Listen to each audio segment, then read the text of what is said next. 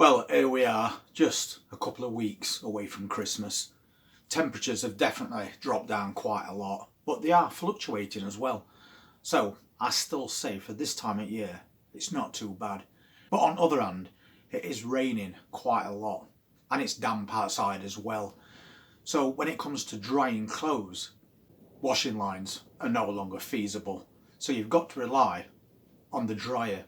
We have got a washer and dryer on site that you can use. It only costs us £1 or so to use them, so it's well worth it, and it saves you having damp clothes in your caravan.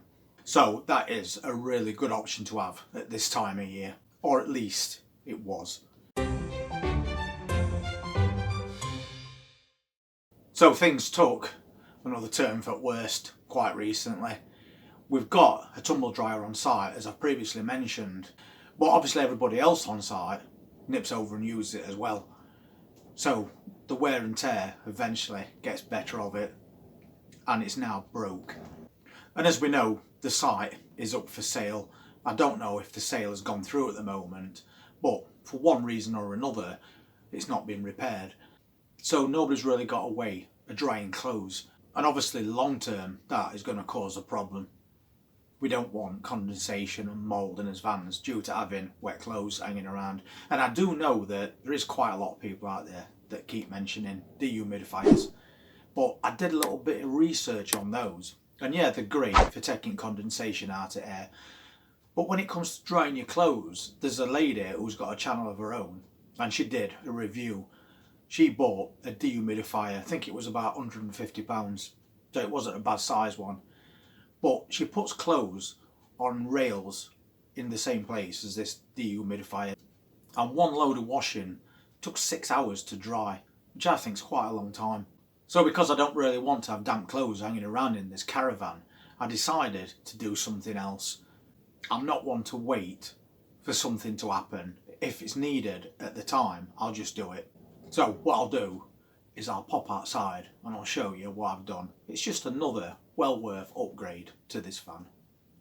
It's certainly not the best weather, and this is not going to stop anytime soon. As you can see, it's very cloudy, it's quite cold. We've got those winds back again, but more than that, it's damp in air as well. But you might remember, during summer, I bought this. That was a friend on site who's got this shed. He bought a bigger one, but then asked me if I wanted to buy that one. And we have got two. One I use for plants, it's that smaller one just there. But this one has proved to be quite useful.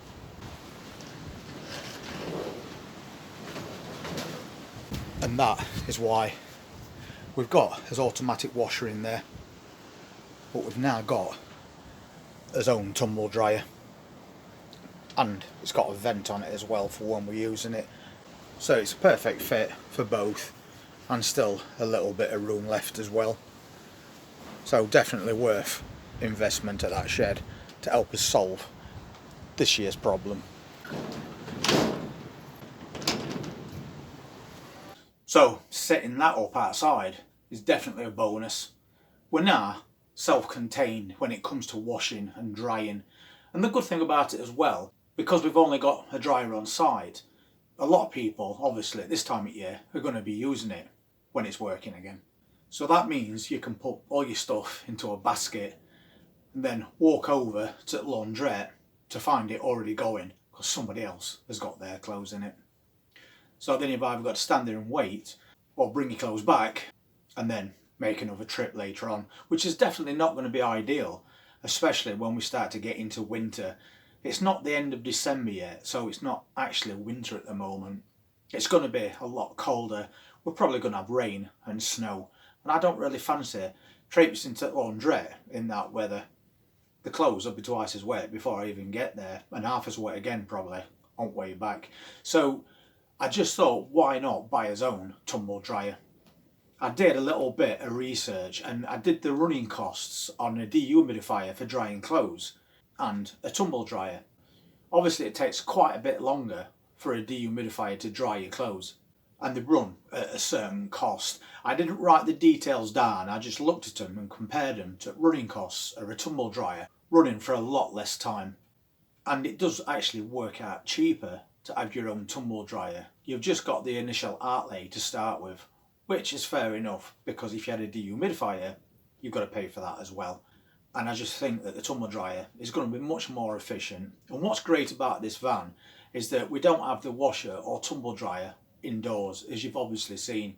So it's all vented outside. More importantly for me, the noise is outside as well.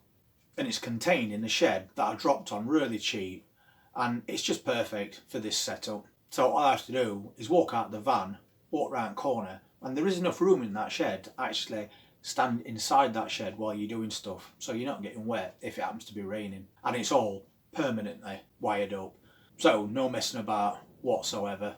The only problem I had when I decided to do that is that I was going to buy one from Argos, and I looked at Argos and they had one for a couple £100, and I thought that's probably going rate. When I scrolled through a few more, I noticed they went up to £400 and £500, which I think is a lot of money for a tumble dryer. But then I saw one that was in a sale and it was about £195, something like that. So I thought that'll do, I'll just go and buy it. Unfortunately, because it's the time of year that it is, they're out of stock, and it doesn't look like any's coming back in stock either. It just so happened that Ginny went on to Facebook, and on Marketplace somebody had decided to sell a tumble dryer. So I gave them a call, and they were selling the tumble dryer because they're moving to a different property and they no longer need it, and it was £60. And I thought, it's got to be worth a look. And it was only a couple of miles down the road as well, which is even better. So I went over there, and it just turned out that this tumble dryer, as you saw when you looked in the shed, is basically like new. So I asked the guy how old it was, and he just said it's not very old at all. They've just bought it, they've used it for a few months, and now they're on the way. So he's selling it off cheap because they ain't got time to hang around, which works out perfectly for us. So I bought the tumble dryer, I installed it in that shed next to his automatic washer, and it works perfect. So problem solved. Sometimes I don't want to be reliant on on-site facilities. If I can set one up myself at right price and it's less hassle when you come to do anything, then I'd rather just do that. So I think doing what I've done at this time of year, it's the perfect solution. If you don't get a tumble dryer installed and the one over there doesn't get fixed anytime soon, you've only got one other option, and that's to go to a laundry. And the nearest one to us is about 7-8 miles away. So that would be a bit of a pain, especially at this time of year, driving down these horrible narrow country roads to take a load of washing. It's quite a trip there and back. Plus, once again, you're paying to dry your clothes. So for me, it's so much better to have everything already set up on his doorstep. And for what it cost, it was definitely worth doing. Anyway, I just wanted to do a quick update because, as we've been doing since we started this channel, I include every little thing that comes along, any issues, any problems, and what we do to get around them, which is the reason I set this channel up in the first place.